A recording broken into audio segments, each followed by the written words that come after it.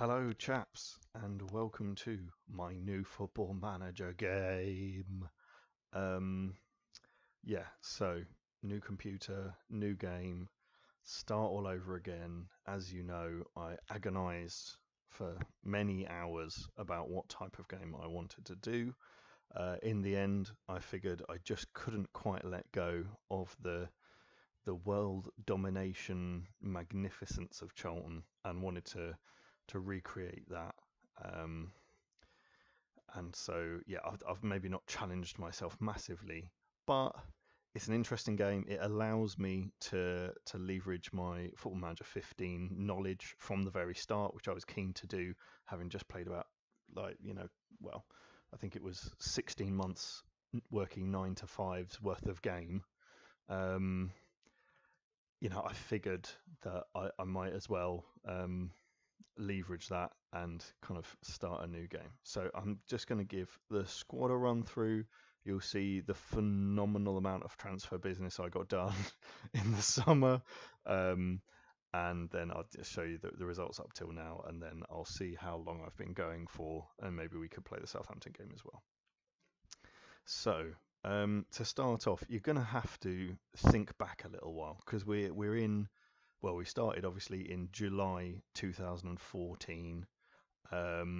Steven Gerrard has still got a season at Liverpool. The England squad includes such luminaries as Theo Walcott is a bright young thing.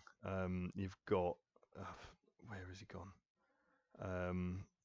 Someone who he's been dropped. Who was it who I thought was particularly funny? Phil Jagielka. Oh, he's been dropped. Oh, Phil, mate, how do you feel? Anyway, so Adam Johnson is there in the England squad.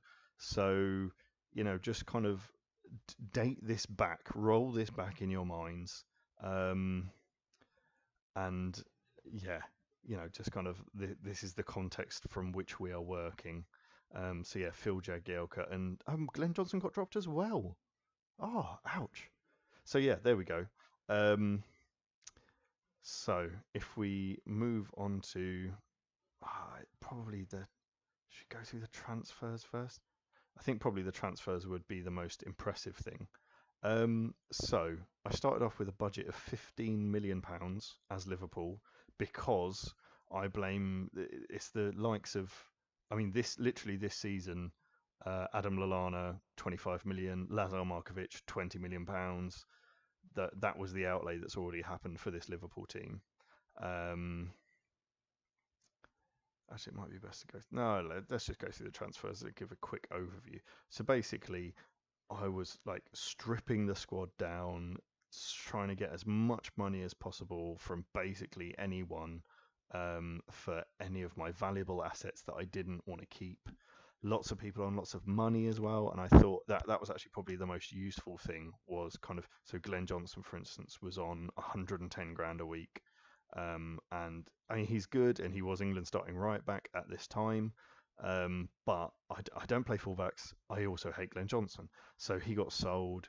Alberto Moreno, who's actually one of the best young left backs on the game, interestingly. Again, I don't play fullbacks, and I think I could do better for less. So I flogged him to PSG. They were willing to cough up a fair amount.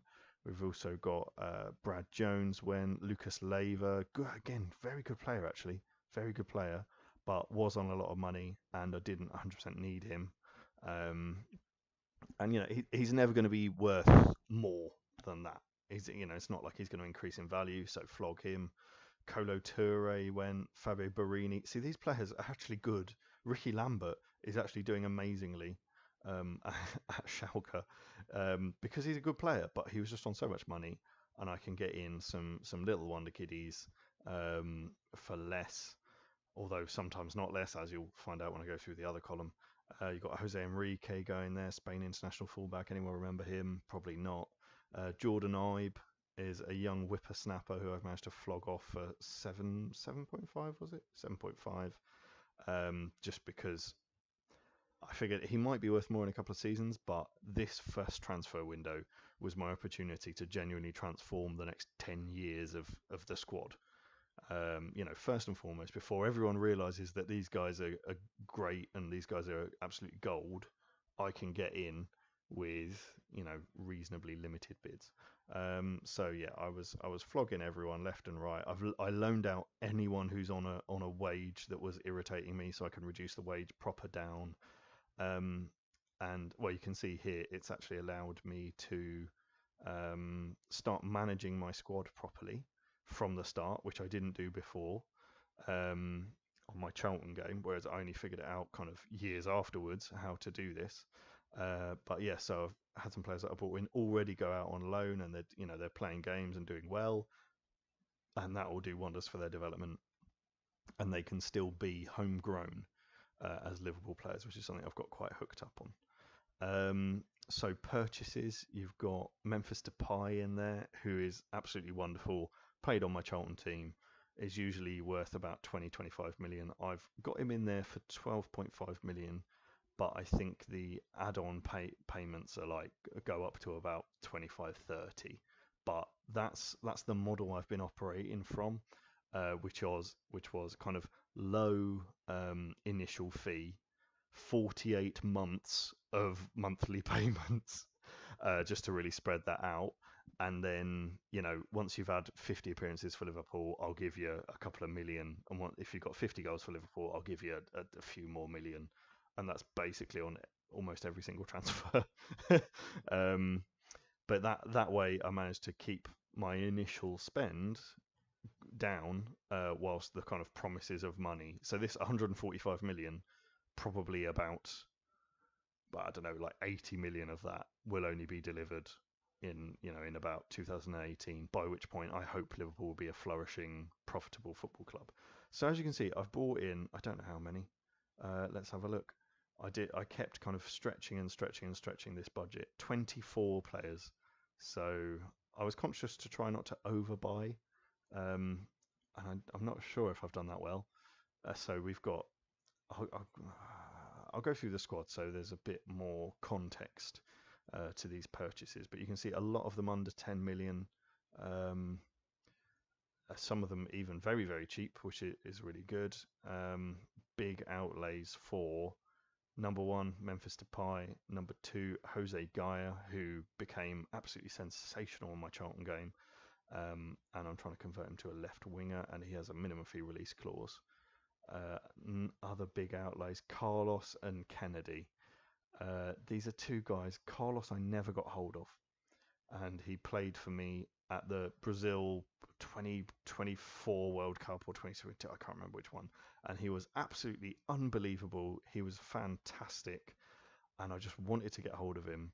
Crucially, and this is where my kind of where I've overspent for a reason, before he turned 19, so that then I can get him to be a homegrown Liverpool player. So he will have between the age of 18 and 21. He'll have 3 years at the club, and he's, as you can see, the appearances and goals, he's already come back with that return. So doing pretty well. So yeah, here's a big outlay. Kennedy was a player that I had at Charlton, but never maximised. He became pretty much, as you see now, maybe +1 or 2, very, very average, whereas he can, in fact, his potential is unbelievable. So in my Charlton game, I ruined many a player. So some on this list I did genuinely ruin, like Dorian Rotario, completely trashed him. Trinidad de Vilhena actually became good despite having a stint at Charlton, because I sold him fairly early on. But yeah, so obviously every game is different as well, so I had to bear that in mind, and respond to my scout reports with people with varied potential ability. So if I go through the squad, so Simon Mignolet is sticking about. I think he's actually probably a fairly recent acquisition. Yeah, he was only bought last season, which is strange if you think about it. But yeah, he's a very good keeper. Brilliant reflexes and one-on-ones. So in his first 5 games, he conceded 7 goals. In Timo Horn's first 5 games, he conceded 0 goals. So if we go back, those are friendlies. So 1, 2, 3, 4, 5 clean sheets in a row. And so Timo Horn, brought in as the understudy here, a brilliant young keeper, hit his release fee clause of 6.75 or something. got him on a nice long contract. But he's great. He's going to be great. I thought I would be reliant on Mignolet this season, but at this rate, I'll try and sell him in January because he's on 45 grand as well. So, and then I've got Daniel Ward as a backup. He's rubbish, but he's homegrown. So happy days. I've also got a keeper incoming, Koval, Maxim Koval. There he is. In January, he again is fantastic. Got him for basically nothing. How much did I get him for? 375k, because they just didn't like him. They just don't like, he's on loan at whoever the hell these guys are. But yeah, not valued at all. And so I've nipped in, and he's good now, but he's going to be even better, and probably not even that different to Mignolet. I'm not 100% when I'm saying that. Yeah, his goalkeeping ability. So Mignolet is much more eccentric, but his goalkeeping ability is very similar to Mignolet, and he'll be brought in. He'll be paid no more than 10 grand. That's the kind of logic that I'm operating on to try and make Liverpool a functioning, financially responsible, but also kick-ass football club. So guys, yeah, that's the plan. I'm gonna sort them in. Oh, they are sorted in value. Blimmin' heck, Emre Can. So yeah, he's already at the club. Very, very valuable. Emre Can, absolutely superb player. He's going to be even better. So he will be very much a linchpin around which I will hang the squad, especially once Steven Gerrard goes. As you see, all-rounder, brilliant physical, very decent mental, and technical is getting there. The coach reports show him as a big game player, fairly consistent. As you know, I'm absolutely addicted to those sort of attributes, and he's gonna get better in the future. So I'm very happy. He again a new acquisition, if you will. Although of course this summer he'll be off to Juventus, I think. I think I'm going to have to speed this up, otherwise it's going to get very long. So Dragovic is actually worth a lot as well. That's really good. So Dragovic is someone I've pulled in just for a bit of defensive cover. So actually my 3 starting centre-backs would probably be Mamadou Sakho, who is he? Oh, no, he was here last season as well. So he's really good. He's 24. He's on a bit of money, but he is going to improve actually. And that's good to me. He's very, very solid, very consistent. So happy days. You got Dejan Lovren, who on this was a newly minted £20 million centre back. So he's very highly rated. His decisions and concentration are a little bit sticky. His composure not so great, but defensive stats are absolutely cracking. And he's doing a good, a good job, a reasonable job. Martin Skirtle, you may not remember him. He's an absolute beast. He's 29 and he's quick as anything, which is brilliant. He's got great decisions, great concentration. Lovren hasn't got a patch on him, basically. But yeah, those are the centre-backs that I'd come into the game with.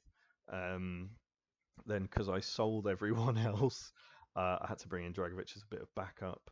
We've also got there Eder Alvarez-Balanta, who you may remember from my Charlton game, bit of Balanta banter. He's already improving. I got him for 7 million. There's probably a few add-ons there that will reveal themselves in due course. But yeah, he's good. I'm bringing him in to play first team football. He missed a few crucial headers in the last game, so I'm not overjoyed with him.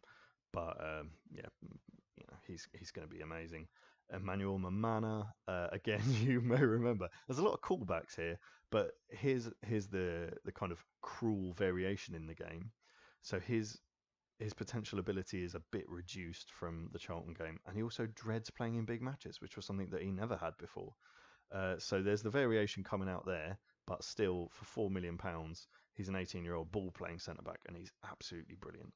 And he will be a homegrown player. See the pattern emerging. So those are my centre-back options. I've also kind of, drafted in. I'll show you shortly. Raheem. Yeah, if you remember, Raheem used to play for Liverpool.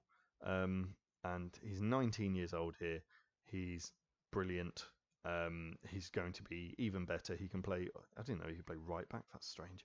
But he can play all across the front line, and has in these games. I've enjoyed his flexibility. But yeah, he can do a bit of everything. He's lightning quick, and he just dances around people, which is really good. Enjoys big matches, fairly consistent. 5-star potential, Can't ask for more. Love that stuff. Memphis Depay, who I've bought in, value 25 million. That'll probably be what my outlay will eventually come to. But he's an amazing. Look at all-round stats there, absolutely unbelievable. He'll be playing on the left wing for me, as you know. My 3-5-2 system has actually Liverpool. It's really worked well for Liverpool. Seeing as I've flogged with their fullbacks as well, there's not a lot of other options. I'm having to train people to have a bit of flexibility. But yeah, these are my other, not tried those out yet so much, but that's nicely buggered up my thing, but don't worry about it. I'll fix. Oh no, I was going to go into the Southampton game. Well, damn it. Anyway, I probably won't do that now because I'm blowing on about this anyway, so it's fine. Felipe Coutinho is unbelievable. He's 22 years of age. He's got a contract for the next 6 years, although at 75 grand a week, it's quite a lot of money, but he's a high level, supreme level player. What a good player. Amazingly creative, great at dribbling. I really want those long shots because he's just sitting there. He does sit in that AMC role, and I really want him to start scoring more goals because at the minute he scored a header the other day. And again, enjoy sweet matches, fairly consistent. Love a bit of that. Right, who's the rest of my midfield? You've obviously got somewhere down here, Steven Gerrardo. He's actually, his form, he's obviously fairly excellent. He is my club captain, 20 on leadership. I've got him training to try and maintain his pace a bit. He'll be off at the end of the season. His 140k wages will be off at the end of the season, which I'll be quite happy about. Oh, I don't know if you can see that. Comrade Popidov is now playing Tropico. Ben's experimenting with these new games. I'll have to get an update on what the hell that is. But yeah, he's great, but hasn't been playing that well. I'm vaguely disappointed in him. He scored the other day, and that was about all scored a while ago. But that's about all I've got out of him. But you've got his vicey is Jordan Henderson. He's a great all-rounder, brilliant stamina, natural fitness. So yeah, he becomes quite good as well. He's got a little bit more improvement to do, and yeah, has a lot of good attributes to be that defensive midfielder. Maybe ball playing, maybe ball winning. So yeah, he's a good lad. Right, and Emre Can's obviously in there. You've seen him. Adam Lallana. He's been injured. He's coming back from injury. Obviously, he's good. He's got great dribbling, great flair. He's not very quick. He might have a problem with injuries, but obviously they regard him very highly. £25 million, newly bought for, so that's bloody why I had no budget in the first place. But yeah, I'm thinking I'll sell him in January. He's amazing, but I'm thinking I'll sell him because I need that dollar. So who else would be regarded as first teamer? Well, let's just go through it. So he's a striker. Lazar Markovic, a new £20 million signing. That's just unhealthy, isn't it? Just scout Partizan, guys. Come on. But he's inconsistent. Great potential, inconsistent. So about true to life. It's tough. I was hoping that I can maybe 75 grand a week as well. I can maybe develop him a bit more and then flog him for the big bucks. That might be, but at the minute he can play all across the midfield, so that's good. And he's just being that subly kind of guy. Lucas Romero was a key signing for me. I'll just let you enjoy his stats while I take a drink.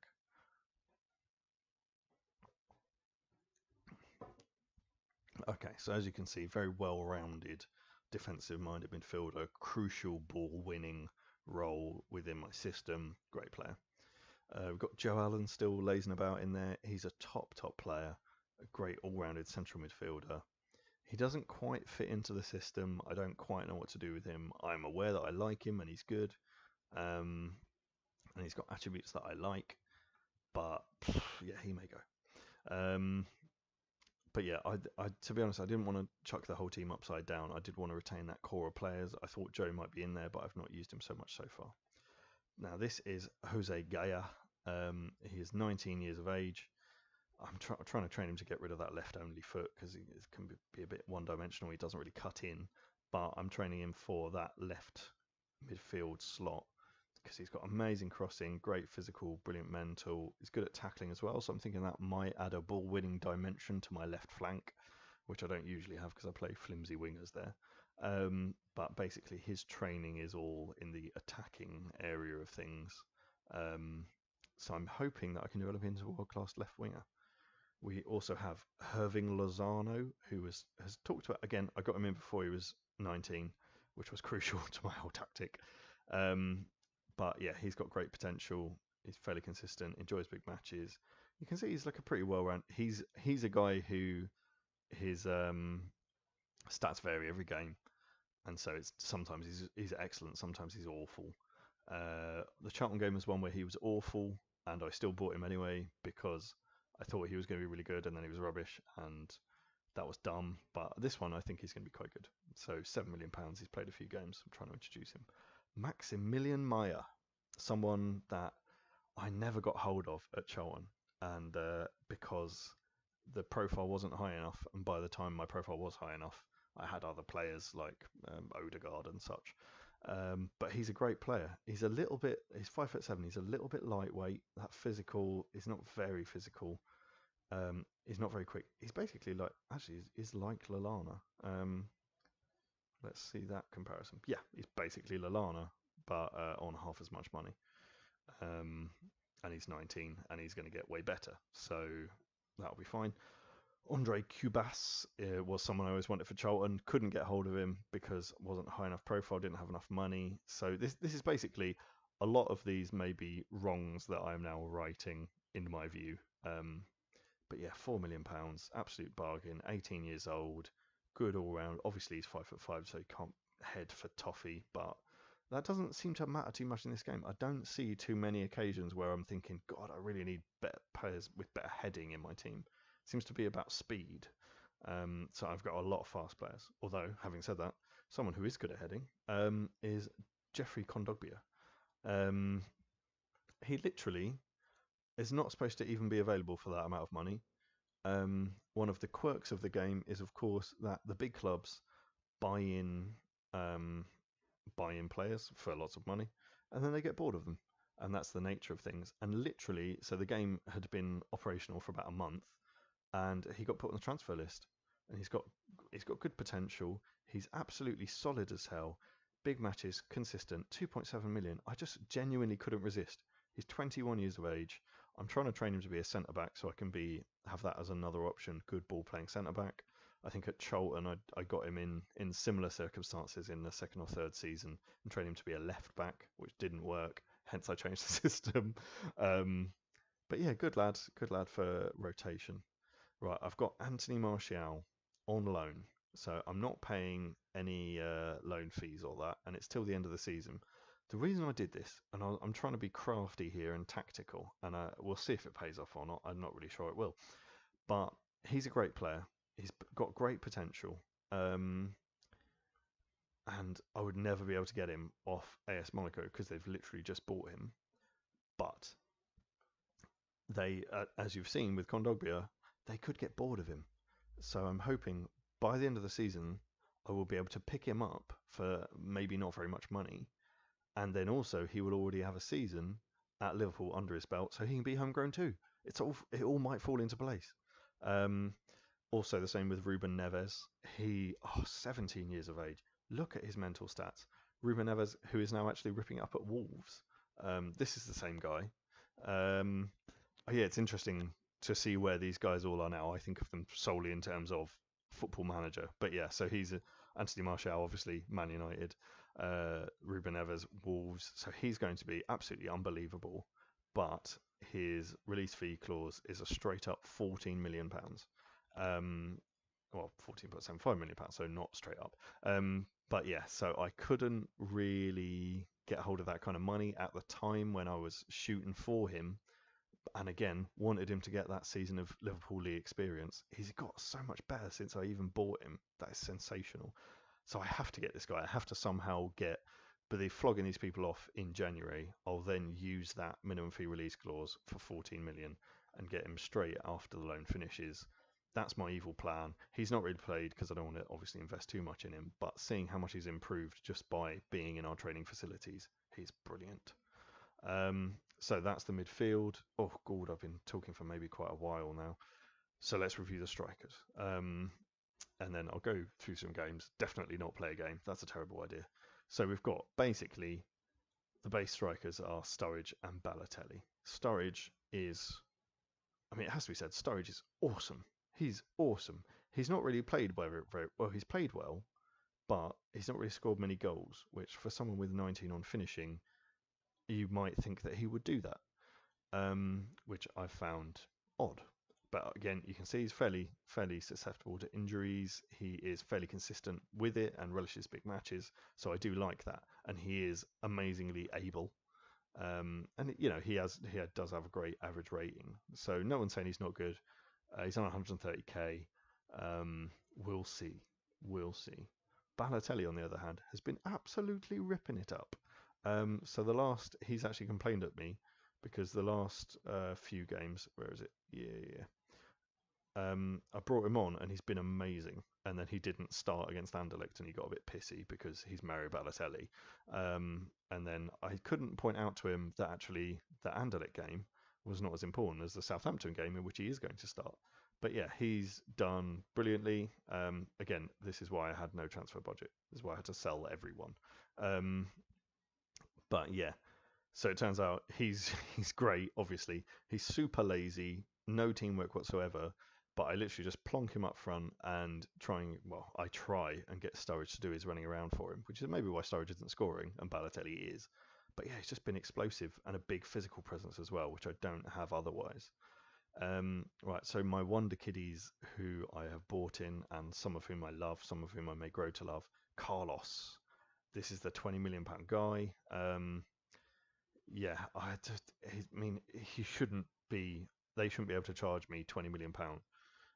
Unfortunately, the Brazilian league had already played a lot of their league, so he had done amazing work in Brazil already, so they knew that he was good before I could nip in before they realised. But he enjoys big matches. He's fairly consistent.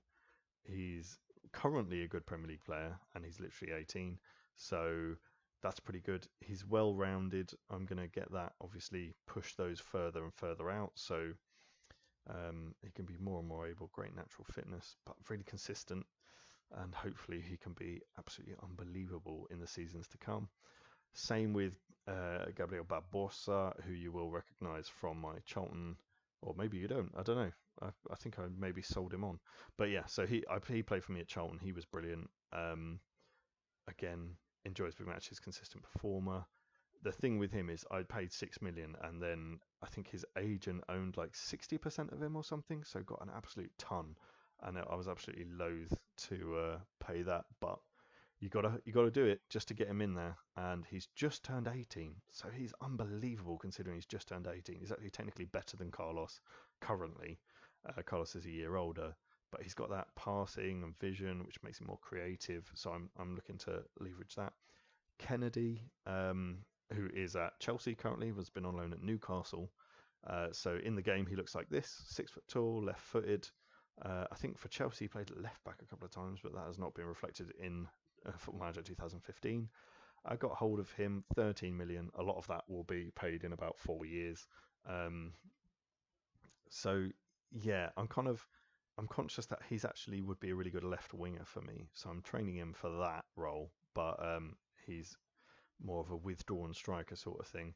I'm hoping he can get better than he did last time, because last time he didn't do very well. And finally, Carlos Fernandez is my big man in the box. I needed a bit of variation because I've got loads of little Brazilian players. How about a lumpy Spanish player? So this is my lumpy Spaniard. The scouts more told me that in this game he's going to be very, very good.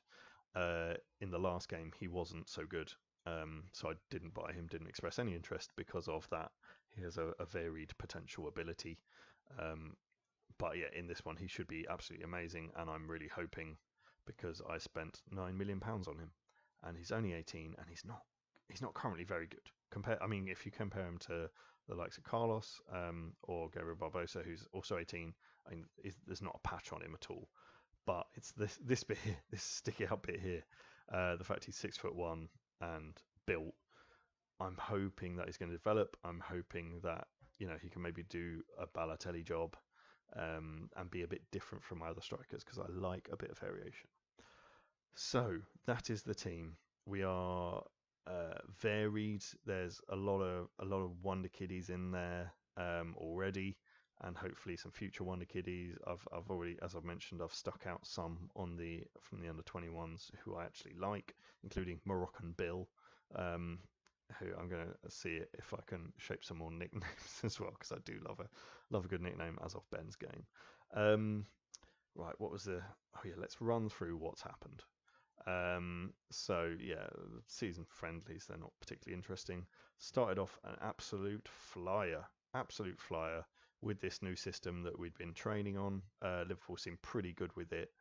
So yeah, 3-0 versus West Ham, 2-1 versus Stoke.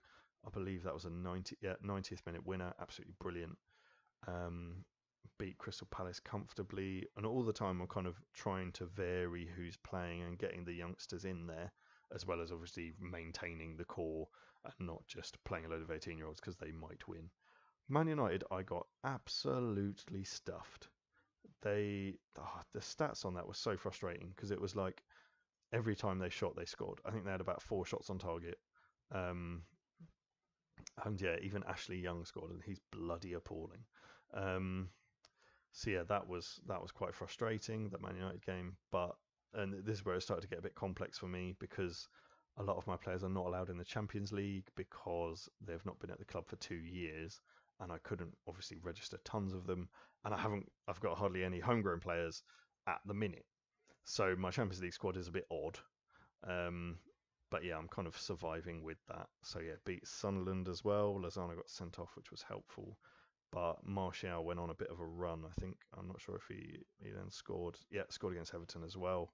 That was a good game. My first Merseyside derby. They played a weakened team, Roberto Martinez. Ha ha ha ha.